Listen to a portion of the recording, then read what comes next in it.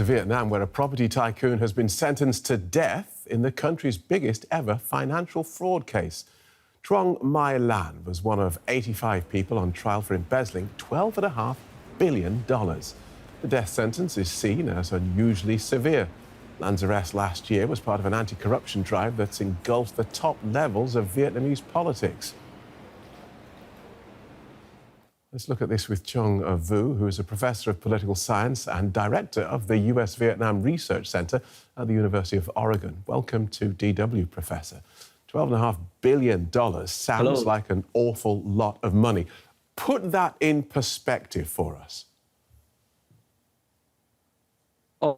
That's about 10% of Vietnam's annual GDP, gross domestic products, meaning the total value of what Vietnamese workers make a year, and that's about 10% of that number.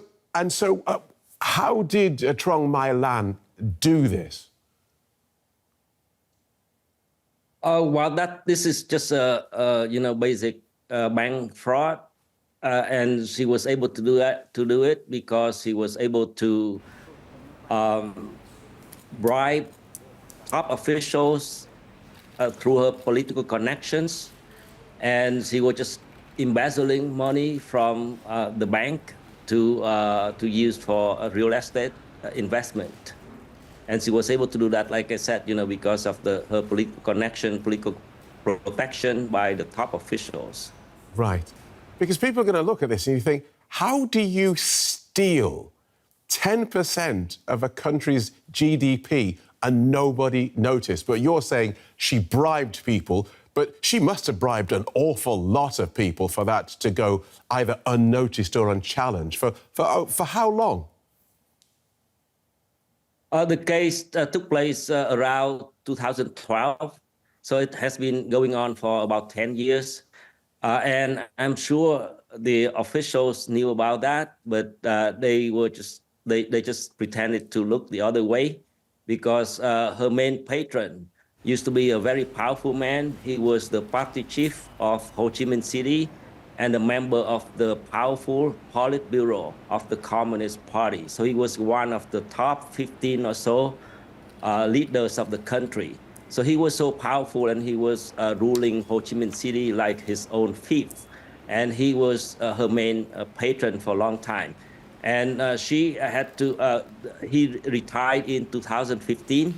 And after his retirement, his associates began to be persecuted by rival factions and other leaders. And he was also sacked from his position, even though he already had retired. And then certainly, she bribed several officials in the Inspector General, including the Deputy Inspector General of the whole banking system.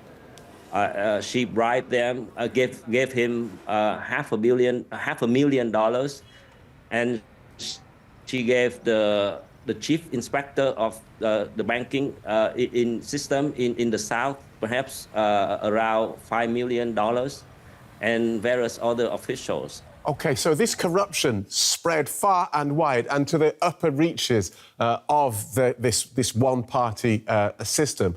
So now that we have this death penalty, explain to us why she was given this death penalty, which is not only unusual, but it's so rare for a woman to receive it, I understand.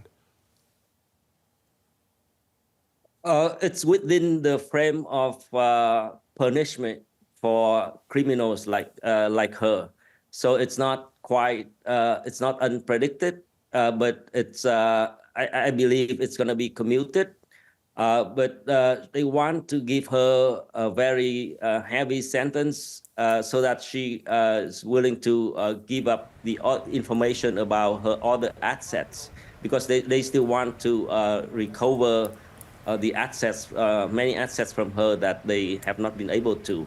So that's one of the reasons why they hand out a death sentence for her, but it's likely to be commuted later. But this is not, I have to say that this is not the first time that death sentences have been given out. But all of them, if I remember correctly, have all been commuted. in the past. So how was she found out in the end, given that she had this such a widespread network of corruption? Well, basically, everyone who does business in Vietnam has to try to evade the laws or violate the law in some ways, because the laws are vague and the laws are meant to serve the officials and not to serve the business or the people. So the laws are made to serve the officials, the government. So whenever the government wants to use the law against you, they can use it. And so, it's almost impossible to do any business in Vietnam without violating the law.